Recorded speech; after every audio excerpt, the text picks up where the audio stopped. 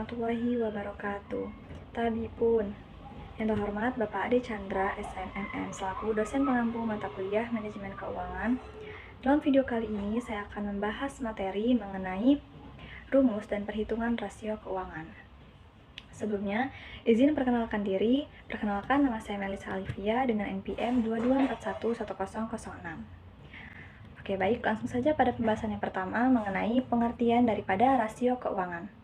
Jadi, rasio keuangan merupakan rasio atau ukuran yang dihitung dari akun-akun atau komponen-komponen laporan keuangan.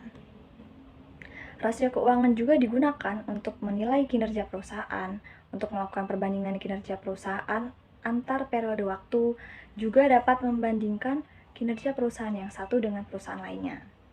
Kemudian, ada juga pengertian rasio keuangan merupakan metode analisis finansial yang dapat dimanfaatkan sebagai indikator penilaian atas perkembangan sebuah perusahaan atau bisnis.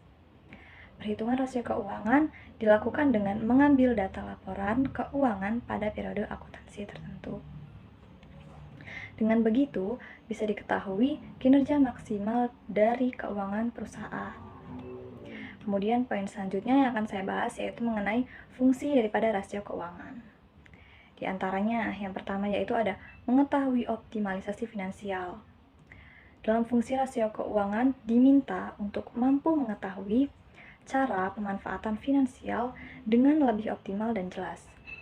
Mengapa hal ini mampu menunjukkan pula potensi adanya kecurangan atau informasi tidak akurat pada laporan keuangan. Dengan begitu, penggunaan keuangan yang efisien pada bisnis dapat diwujudkan. Kemudian yaitu mengetahui efektivitas manajemen operasional. Fungsi ini berguna membantu perusahaan untuk mampu mengetahui seberapa efektif dan efisien kinerja dari manajemen operasional ketika menggunakan biaya untuk aktivitas operasional perusahaan. Yang berikutnya yaitu memastikan penggunaan aktiva telah optimal. Dalam hal ini, aktiva merupakan hal yang tak kalah penting untuk dipahami dan dievaluasi guna memastikan pemanfaatan keuangan telah optimal. Jumlah aktiva yang dimiliki perusahaan mampu menjadi bahan pertimbangan dalam mengambil kebijakan. Tanpa fungsi rasio keuangan, optimalisasi penggunaan aktiva tidak akan bisa diketahui secara akurat dalam perusahaan.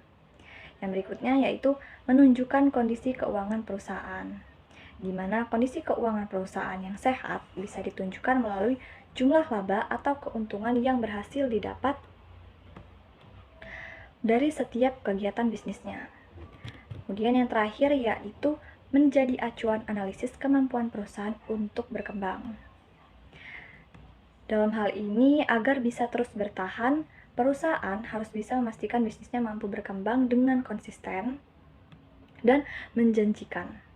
Perkembangan bisnis ini bisa berupa pendirian cabang, memperluas cakupan wilayah pemasaran, menginovasi produk, dan lain sebagainya. Nah, kemudian poin yang berikutnya yaitu jenis rasio keuangan. Yang akan saya bahas ada 4. Yang pertama yaitu rasio laba, rasio utang jangka pendek, dan rasio aktivitas. Yang pertama yaitu rasio laba. Rasio ini menganalisis perusahaan untuk mengetahui seberapa besar kapasitasnya dalam menganalisis laba melalui aktivitas bisnis yang dilakukan. Kemudian yang kedua yaitu rasio utang.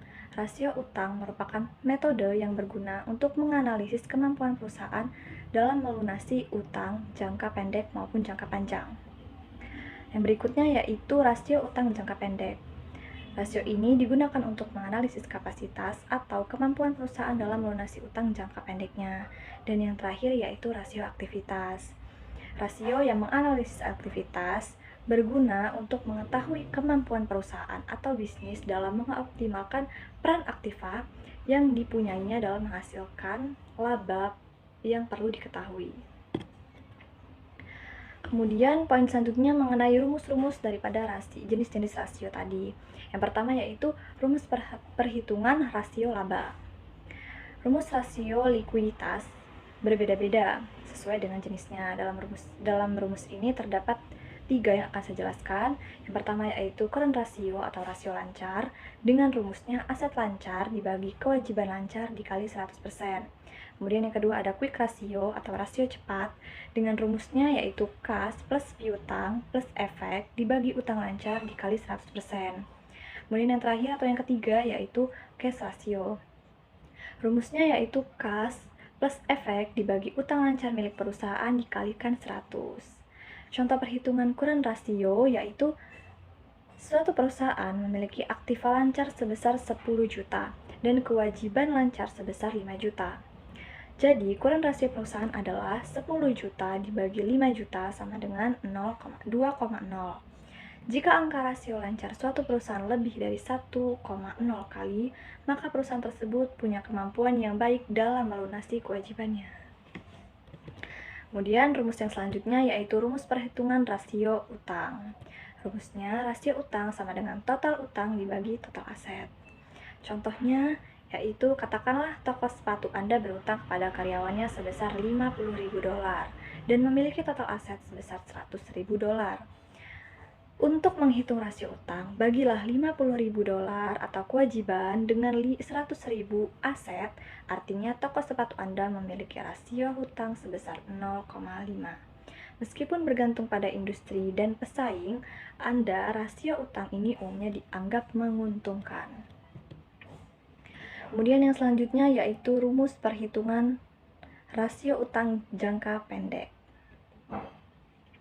Rumus rasio solvabilitas dibagi sesuai dengan jenisnya sebagai berikut. Di antaranya itu rasio utang terhadap aktiva dengan rumus jumlah seluruh liabilitas perusahaan dibagi total aset milik perusahaan dikalikan dengan 100%. Kemudian ada rasio utang terhadap ekuitas dengan rumus yaitu jumlah seluruh liabilitas dibagi ekuitas pemegang saham dikali 100%. Jika rasio solvabilitas semakin tinggi, berarti perusahaan dianggap mampu untuk melunasi hutang-hutangnya. Nah, contoh perhitungannya yaitu pemilik PTB memiliki ekuitas di perusahaan sebesar 100 miliar dari total aset 250 miliar, yang artinya adalah 150 miliar didapat dari hutang. Sementara itu, kewajiban-kewajiban lainnya adalah diantaranya PTB jika ditotal sebesar 25 miliar. Maka dari segi D dibagi E, PTB dengan perhitungan rasio solvabilitas diantaranya adalah sebagai berikut.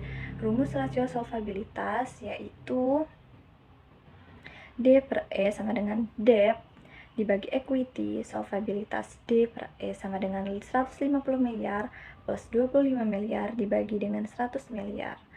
Hasilnya 175 miliar dibagi 100 miliar, maka hasilnya yaitu 1,75. Kemudian, rumus yang selanjutnya yaitu rumus perhitungan rasio utang jangka pendek. Rasio aktivitas masing-masing perhitungannya adalah yang pertama yaitu perputaran piutang dengan rumusnya yaitu penjualan perusahaan atau rata-rata dibagi rata-rata piutang dikalikan 100%. Kemudian ada perputaran persediaan dengan rumusnya yaitu penjualan perusahaan dibagi dengan persediaan milik perusahaan dikali 100%. Kemudian ada perputaran aktiva tetap dengan rumusnya penjualan perusahaan dibagi dengan aktiva tetap punya perusahaan dikalikan dengan 100%. Perputaran total aktiva penjualan yang dihasilkan perusahaan dibagi total aktiva dikali 100%.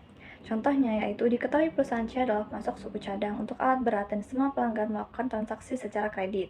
Penjualan kredit bersih untuk tahun ini adalah 1 juta dan rata-rata piutang usahanya adalah 250 juta.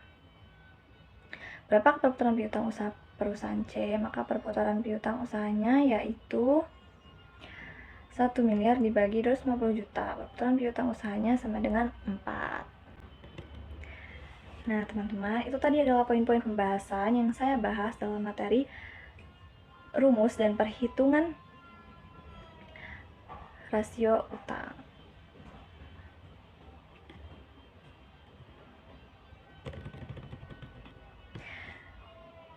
Nah, teman-teman, itu tadi adalah beberapa poin yang saya bahas dalam materi rasio dan perhitungan rasio keuangan. Nah, teman-teman, itu tadi adalah beberapa poin yang saya bahas dalam materi rumus dan perhitungan rasio keuangan.